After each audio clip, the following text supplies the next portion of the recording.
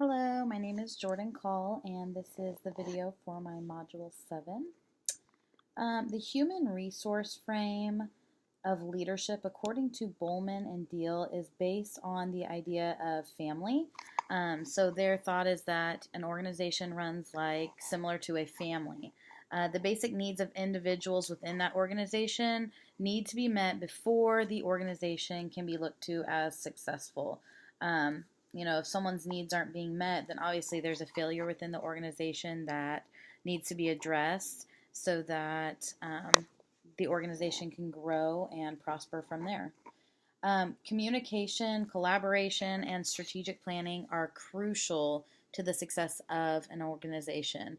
I have been part of a couple different school districts and buildings, and one who had very poor collaboration and communication, and one who has awesome collaboration and communication. And I can honestly tell you there is a huge difference between the two buildings. The one I'm in now is hugely collaborative, and communication is very strong within our building.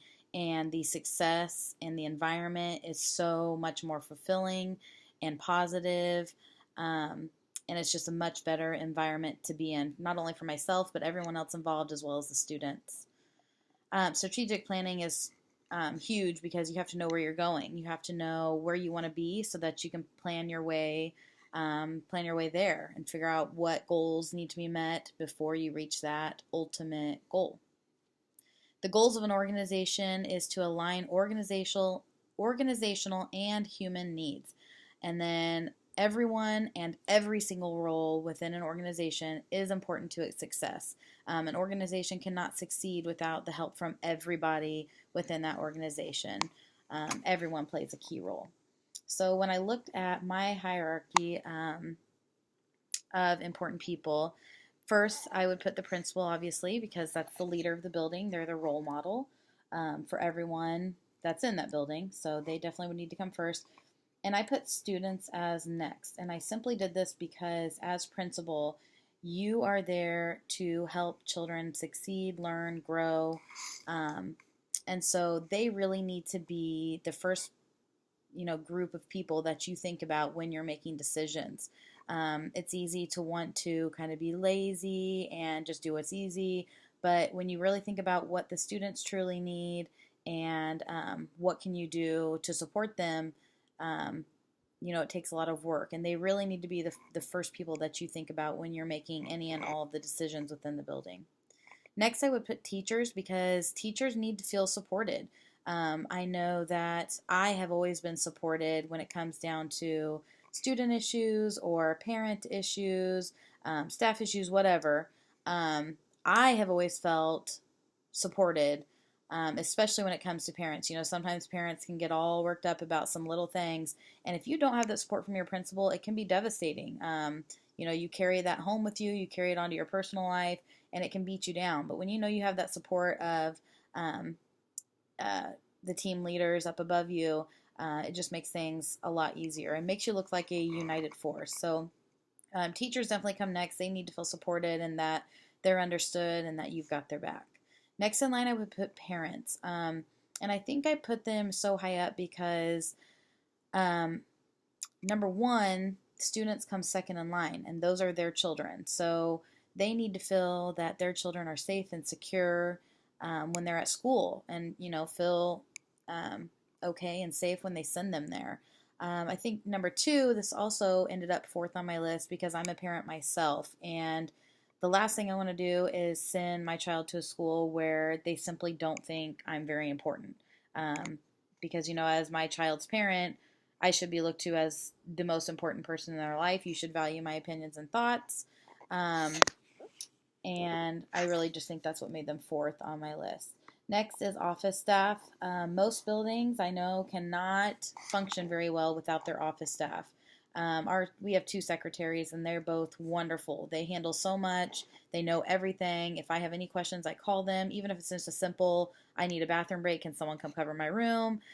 We all have those moments, and they know so much about the building. They know where everyone's at, what's coming up next, what's going on, and they're just really good people to have high up on that list so that you know um, what's going on in the building and how to stay up to date.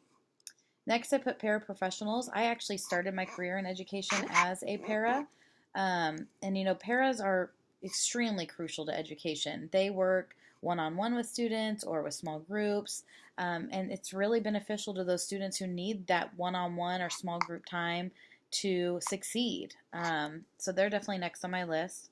Next would be cooks. And I put them here because um, I am in a low socioeconomic area is where my building is, and a lot of our kids, when they come to school, that's the only meal that they get. A lot of them don't eat breakfast, or don't have dinner, or if they do, it's not much.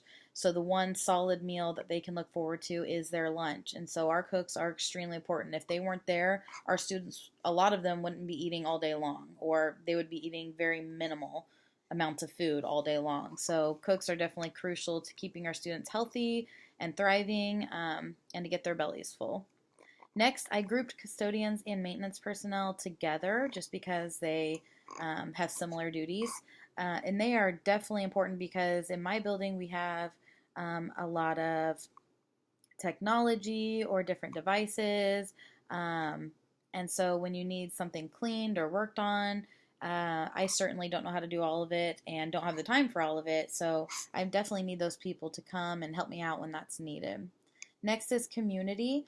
As part of a community, we need to stay in touch, especially with 21st century learning. Students need to be involved with their community.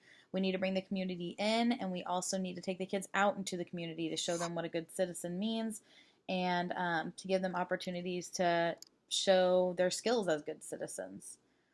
And then alumni I put next. You know, Alumni a lot of the times come back and help, either financially or with their time or whatever it may be, the schools that they were once in. So it's extremely important to reach out to them, especially if you have something you're needing, or just simply to keep them informed. People like to be informed of what's going on where they used to go to school. I went to Pitt State, and I am on all the alumni websites and Facebook groups just because I like to be aware of what's happening and how I can help, and what we can do to make that university great. So it's definitely important to keep those people involved. All of those people, though, I wish I could just group all together because everyone is so important to the organization. But it is good to break it down so that way as a leader, what should be the forefront of your mind. And for me, that would be the students. Thank you.